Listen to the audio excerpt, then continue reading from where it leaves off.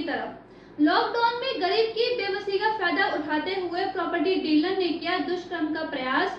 उधर पीड़िता ने कहा हमारी नहीं सुन रही पुलिस, तो वहीं प्रॉपर्टी डीलर ने कहा आरोप झूठे।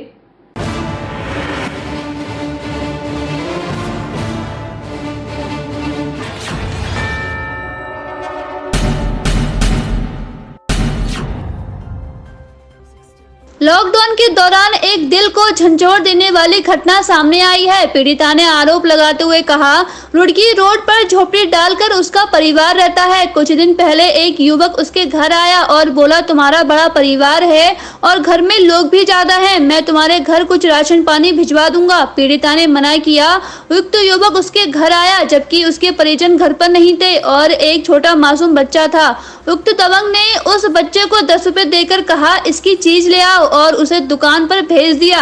उसी दौरान उक्त दरिंदे ने उसे दबोच लिया और उसके साथ जबरदस्ती करने लगा। घटना के बाद इसकी थाने में तहरीर दी गई, परंतु यहां से भी यह परिवार मायूस लौटा। पीड़िता ने यह भी आरोप लगाया कि पुलिस ने उसकी एक भी नहीं सुनी और थाने से भगा दिया। अब ये परिवार कह रहा है अगर उसे इंसाफ नहीं मिला तो वह भैड़ी से पलायन कर लेगा। उधर प्रॉपर्टी डीलर ने अपने ऊपर लगे सभी आरोपों को बेबुनियाद बताया है और कहा कि प्लॉट के लेन देन का मामला है।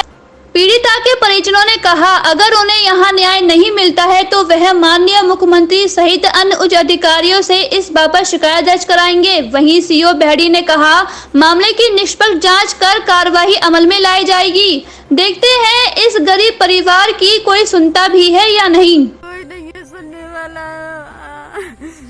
जिसके पास जाते हैं वो हमारे खार के नजर से देखता है, दुत्कारे देता है। हमारा दुनिया पे कोई थाने में भी भगा दिया गया आपको? थाने में भी भगा दिया, किसी ने नहीं सुनी हमारी। तो आप कहाँ जाएंगे अब? यहीं रहेंगे? कहीं भी चले जाएंगे हम, यहाँ नहीं रहेंगे। नहीं सुनेगा। हमारे साथ बहुत बुरा करा है। हमने पैसा दे दिया सब, समझे? किसने बुरा किया? कातिब ने बहुत बुरा करा है। इमामुद्दीन ने कुछ नहीं करा। जो बात है वही कहना चाहिए मगर नहीं। इसने हमारे साथ बहुत बुरा करा है। हमारे साथ क्या मामला है पूरा? जी मेरा नाम नाहिद है, मैं लुड़की रोड पर रहती हूँ भैड़ी में। मैं बहुत परेशान हूँ, गरीब भी हूँ। गरीबी देख के जो लोग मेरे घर में घुसे, एक आदमी बाहर था। कौन कौन थे? बदरुल क्या नाम है, मेरे घर में घुसा था, मेरे ऊपर हमला करा, मेरी भाभी के ऊपर हमला करा। अच्छा। मैं रुपट्टा मेरा खींचा था उसने, मेरी भाभी ने उसको पकड़ा तो उनकी कलाई पकड़ी, उसने हमला करा दोनों पे। अच्छा दोनों। और तीसरा कोई था? और तीसरा मेरा भतीजा था, उसको 10 रुपए दे के दुकान पे भेज दिया। बोला कि मैं तू चीज लेके आओ। तो क्या जरूरत थी उसको दुकान पे भेजने के लिए? तो तुमने विरोध किया इसका? मैंने विरोध किया। कुछ लोग यहाँ पे दूर दूर रहेंगे तो इसलिए आ नहीं पाए। मैं परेशान हुई तो वो जब मैंने चीखा तो वो घबरा के भागा यहाँ से। थाने में कोई तहरीर दी आपने?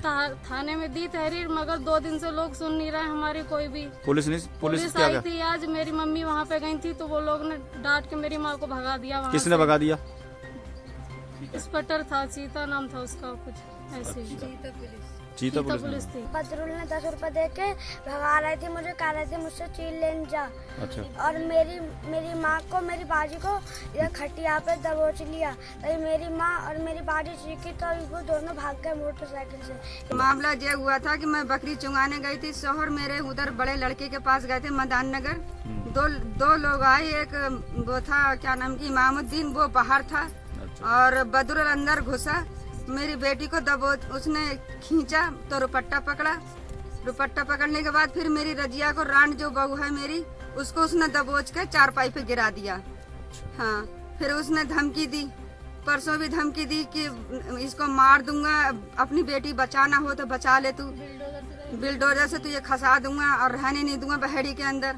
तो मामला क्या, क्यों आते थे आपके यहाँ? मामला कुछ नहीं, हमारी गरीबी के वजह से आते थे। हमें नंगा होकर यहाँ पे पेशाब करता था, प्लाट में खड़े होकर सामने दरवाजे के, नंगा, बिल्कुल ही सतर नंगा होकर। हमारा कोई नहीं है यहाँ पर, हम अकेले हैं सर। हमारे थाने में हम गए तो हमें वहाँ से भी डांट के भगा दिया। घर पे आया पुलिस वाला, हमने उससे कहा तुमने डांट के हमें भगा दिया थाने से, तो कह रहा था कि तेरे गाड़ पे 2-3 अभी डंडे बजाऊंगा। हमारे घर में मेरे लड़के को 10 रुपए दिए और चीज लेने के लिए भेज दिया।